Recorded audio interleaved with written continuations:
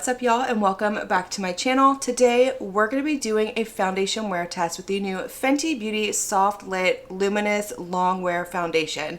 This is not a first impression video. I have worn this a few times at this point. It did come out about 3 weeks ago at this point, so I know the formula, I know how it applies, but I want to test out the longevity. What is the wear time on this foundation? Can I get a solid 10 hours out of this without my makeup breaking down, falling apart, and looking like a hot mess? So that's what we're going to do today. I'm going to give you a lowdown on this foundation. We're going to try it on. I'm going to do a check-in, and then we'll come back at the end of the day, sit down, see what my makeup is looking like, and give you my final thoughts.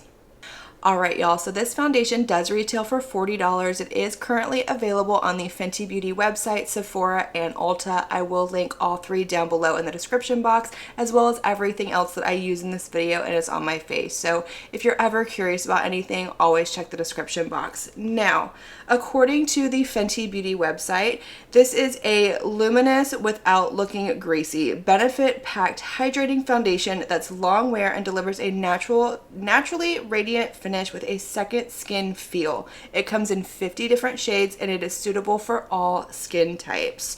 So the basic pinpoints of this foundation: it's a long wear, medium coverage with a natural looking luminous finish. It hydrates, brightens, and improves skin tone instantly and over time. It's going to deliver luminosity without looking greasy, immediately reduces the appearance of surface oil and shine. It's waterproof, resists creasing, fading, sweat, humidity, and transfer. It's lightweight buildable formula that delivers a smooth and comfortable second skin feel. Color True pigments designed to resist oxidation all day. Now, I can say that this is a true medium coverage foundation. It is very light. I have not experienced any oxidation. I've worn this foundation for about 7 hours at max, and up to that point it still looked beautiful. It didn't change color on me. It felt very lightweight, very breathable. I have worn it with and without powder, and it wears beautifully both ways up to that 7-hour point. I am going to powder today because I'm going to be filming another video with powder products, so I want to make sure that I have a powdered base to put this on over. But let's go ahead and jump into this. So I'm going to get my hair out of my face, zoom you in a little bit, and we're going to try on the foundation. Alright, I zoomed y'all in nice and close so y'all can see all of the imperfections in my skin. You can see how it's going to cover, how it's going to look. Now, I already did go ahead and go in and prime my face. I went in with my One Size Secure the Glow Hydrating Tacky Primer. I love this. It's a good one. So we're going to go ahead and apply this foundation. Now, I have discovered I like to apply it with a brush. I just feel like it goes on better. It looks flawless. I get a little bit more coverage out of it. If you go in with a sponge, it does go on really beautifully. A little bit goes a long way, and you're going to get a little bit of a lighter coverage, but we're going to do it with a brush. So while I am applying this to one half of my face, I'm going to give you a quick lowdown on my skin in case you're new here. So I am 38 years old. I do have normal skin, so it can lean a little bit dry or oily in certain months depending on the weather, but for the most part it stays on an even keel, very balanced. I don't get super oily or super dry. I don't have any of those issues. Also, I prefer a light to medium coverage foundation, usually somewhere right in the middle, not too matte, not too luminous. I also live in a very hot, humid climate. I'm down here in Houston, Texas, and it gets sweltering in the summers. So I like to wear something that is a little bit more sweat resistant in the summer, and I'm excited about the claim on that one. But this is what we're looking like applied to one half of my face. So you can still see a little bit of that redness peeking through, some of my freckles, but for the most part it just looks like my skin but better, which is exactly what it claims to be. It's very lightweight. It does have a little bit of a luminosity to it, but it's nothing shiny or over the top. If you watched my Cover FX foundation, or what was a skin tint wear test, that was very luminous, very shiny. This does not have that. It does dry down. I don't have any issues with it creasing or wearing or anything like that. So based off of first application, it is very beautiful. I like the way it goes on. I like the way it feels, and I like the way that it looks on my skin. All right, so this is what the foundation looks like applied all over the skin, and I really like the finish of it upon first application. It doesn't accentuate any of my texture around my mouth. It doesn't sink into my lines on my forehead. It does dry down. In fact, I've only had this on a couple of minutes and it already feels like it's completely dried down. Now, I didn't tell you what shade I'm using, so let me tell you that right now because it is a perfect shade match for me. This is shade number 110, which is a fair skin tone with cool undertones, and that is me. I am very fair. Sometimes I'm the lightest in a shade range. Sometimes I'm not. It depends on how light the foundation goes, but I am a cool undertone. But this is what we're looking like, and I'm going to go ahead and apply concealer, powder, and I will come back and show you what the complexion is looking like.